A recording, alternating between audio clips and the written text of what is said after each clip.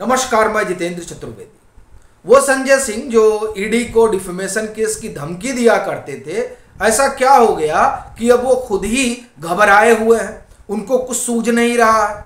और फिर ये भी कि वो ये कहने से गुरेज नहीं करते थे कि हमारे सहयोगियों से क्यों पूछताछ हो रही है, उनको क्यों ईडी घसीट रही है, वो सब तो गरीब गुरबा है, अरे हमसे सवाल जवाब करिए। अब जब ईडी सवाल जवाब करने लगी है तो गला सूखने लगा है। और अरविंद केजरीवाल तो बड़ा बखान करते थे संजय सिंह का और आम आदमी पार्टी की ईमानदारी का, लेकिन अब जब सवाल रखे जा रहे हैं, आमना सामना कराया जा रहा है, तो सबके होश उड़ गए हैं, बोलती बंद हो गई है, कुछ सूझ नहीं रहा है। और वही पुरानी बीमारी, शॉर्ट टर्म मेमोरी लॉस। तो चल क्या रहा है, दरअसल उसी पर हम लोग बात करेंगे, क्योंकि अब मामला बड़ा क्रूसियल हो चला है। 10 अक्टूबर को इनकी फिर पेशी होगी और उससे पहले दिनेश अरोड़ा के साथ आमना सामना। तो जाहिर सी बात है कि ईडी अपनी अगली पेशी में कोई कोर कसर छोड़ना नहीं चाह रही है। वो इस मोड में नहीं है कि संजय सिंह यूं ही निकल जाए। क्यों? क्योंकि जो दस्तावेज हैं वो दस्तावेज दरअसल संजय सिंह के लिए गले की फांस बने हुए हैं। दस्तावेज क्या है? वो मेमोरेंडम ऑफ अंडरस्टैंडिंग और फिर गवाही दिनेश अरोड़ा की, और फिर वो सवाल जिसका जवाब देते नहीं बन रहा है संजय सिंह से। तो क्या कुछ है उस पर हम लोग आते हैं, फिर आगे चलते हैं। उनसे सवाल पूछा गया कि ये विवेक मिश्रा आपके यहां, विवेक त्यागी आपके यहां कब से काम कर रहे हैं, और क्या आपको पता था कि ये अरोड़ा के कंपनी में साझेदार हैं? और फिर ये 20% की जो इनकी स्टेक होल्डिंग है वो किसके कहने पर अरोड़ा ने दी? इनको कुछ याद नहीं है किसके कहने पर दी। फिर ये भी सवाल उठा कि आपके यहां जो मीटिंग हुई थी उस मीटिंग में कौन कौन लोग थे। और ये देखिए, आपको अगर ध्यान हो तो ईडी ने ये बात रेखांकित की थी राउज एवेन्यू कोर्ट में कि 2 और बड़े नेता हैं जिनसे आने वाले दिनों में पूछताछ होगी। इसका मतलब यह हुआ कि ईडी के पास इस बात की पुख्ता जानकारी है कि जो संजय सिंह के यहां बैठक हुई थी उस बैठक में वो कौन कौन लोग मौजूद थे। यानी संजय के यहां बैठक हुई थी, इसकी भी पुख्ता जानकारी जो है वो ईडी के पास है, लेकिन ईडी संजय सिंह से जानना चाहती है। ईडी ने यह भी पूछा कि ये जो न्यू एक्साइज पॉलिसी का ड्राफ्ट बना, उस ड्राफ्ट में आपकी क्या भूमिका थी। और उससे भी बड़ा सवाल, चूंकि कुछ बोल तो नहीं रहे हैं, इनको कुछ याद ही नहीं आ रहा है, बात पुरानी हो चली है, तो यह हुआ कि आपकी कोई भूमिका नहीं थी, तो ये 2 करोड़ रुपए किस बात के लिए लिए थे? अभी बड़ी चीज है कि आपको जानते ही नहीं है, आपका इस शराब घोटाले से कोई लेना देना नहीं है। वैसे ही जैसे अरविंद केजरीवाल ने पल्ला झाड़ लिया था कि साहब ये तो ग्रुप ऑफ मिनिस्टर्स में तय हुआ था, और ग्रुप ऑफ मिनिस्टर्स में मैं तो हूं ही नहीं। कौन है? कैलाश गहलोत और सत्येंद्र जैन और मनीष सिसोदिया। मनीष सिसोदिया जेल में है, सत्येंद्र जैन जेल में है। कैलाश गहलोत का क्या होगा वो कैलाश गहलोत जाने और एजेंसियां जाने। तो अरविंद केजरीवाल ने तो पल्ला झाड़ लिया, तो उनकी कोई भूमिका थी नहीं। अब इनसे पूछा जा रहा है तो इनको याद ही नहीं है। तो जब भैया याद ही नहीं है तो ये 2 करोड़ रुपए जो लिए उसका क्या?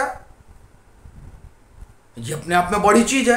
अब 2 करोड़ रुपए भी भूल जाए तब तो ये तो महानता की पराकाष्ठा हो जाएगी। और बात यही नहीं खत्म हुई, फिर सवाल ये भी उठा कि लिया किसने था। चूंकि दिनेश अरोड़ा ने भिजवाया था और वो बता रहे हैं, वो ये भी बता रहे हैं कि हम विजय नायर के कहने पर पैसा उठाते थे। यानी विजय नायर के बिहाफ पे एक तरह से आप ये कहें कि पैसा चलता था। ये न्यू एक्साइज पॉलिसी में आपके लिहाज से चीजें गढ़ी जाएं, आपके लिहाज से चीजें बुनी जाएं, इस बाबत वसूली होती थी कि हम आपके हिसाब से ड्राफ्ट में परिवर्तन करेंगे, लेकिन इतना पैसा लेंगे। और ये बात विजय नायर तय करते थे और फिर दिनेश अरोड़ा जाकर लेकर आते थे। तो ये सवाल हुआ कि साहब लिए थे। अच्छा, अब लिए थे तो अपने घर में रखे कि पार्टी में गया। अब आप देखिए ये पार्टी वाला मसला बड़ा है, चूंकि अल्टीमेट बेनिफिशियरी पार्टी ही दिखाई दे रही, तो क्या पार्टी को भी इसमें एक पार्टी बनाया जाएगा, ये भी अपने आप में सवाल है। क्योंकि देखिए तीन चीजें तो साफ है, एक तो राजस्व का नुकसान हुआ जो एकदम अपना आप ये कहें कि जो एजेंसियों का दावा है कोई 24-25 करोड़ रुपए का, फिर इसमें घूस भी लिया गया और चुनाव में खर्च भी हुआ। तो इन तमाम एंगलों पर जो है जांच पड़ताल चल रही है। तो इसलिए ये भी सवाल उठा कि ये जो पैसा आया वो अपने पास रखे कि पार्टी फंड में गया। और एक चीज और हुआ कि सवाल ये कि क्या आपने अमित अरोड़ा और दिनेश अरोड़ा के साथ अपने घर में बैठक की थी और उस बैठक में कौन कौन शामिल था? ये अपने आप में बड़ा सवाल है जिसने संजय सिंह को और अरविंद केजरीवाल को खासा परेशान कर रखा है। भाई ये जो पूरी जांच पड़ताल चल रही है, उस जांच पड़ताल में जो आप ये कहें कि नया ट्विस्ट आया, वो ट्विस्ट दरअसल राघव मटुंगा और दिनेश अरोड़ा के सरकारी गवाह ईडी वाले मसले में बनने से आया।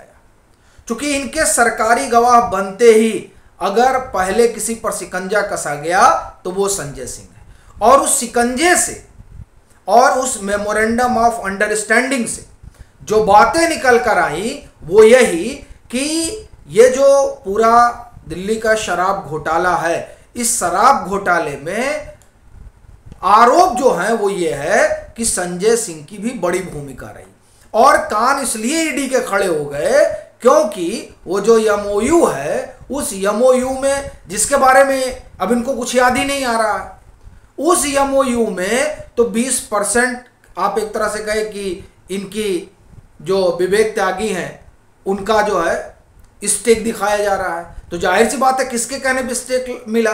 जिस व्यक्ति ने कभी कोई व्यापार नहीं किया, जिसका कोई व्यापारिक पृष्ठभूमि नहीं है, उसको दिनेश अरोड़ा अपने यहां हिस्सेदारी दे देंगे। ये तो मुमकिन नहीं है ना। या अमित अरोड़ा उसको अपने यहां स्टेक दे देंगे। भाई किस बिना पर अरोड़ा इनको 20% का स्टेक देंगे? ये बड़ा सवाल है। तो जाहिर सी बात है कि ये जो स्टेक मिला है वो स्टेक किसी के कहने पर मिला होगा, किसी कंप्रोमाइज पर मिला होगा। और वो कंप्रोमाइज क्या है? वो कंप्रोमाइज यही है कि आप हमारा काम कराइए, हम आपका काम करेंगे। यानी आप हमारे लिहाज से जो है वो पॉलिसी में मॉडिफिकेशन करवाइए। और बड़ी चीज ये है कि ये संजय सिंह ही हैं जो दिनेश अरोड़ा को मनीष सिसोदिया के पास लेकर जाते हैं, जो दिनेश अरोड़ा को अरविंद केजरीवाल के पास लेकर जाते हैं और अरविंद केजरीवाल से मुलाकात करवाते हैं। तो ये जो सवाल है, इन सवालों ने सिर्फ संजय सिंह ही नहीं, अरविंद केजरीवाल के लिए भी समस्या बहुत बड़ी खड़ी कर दी है।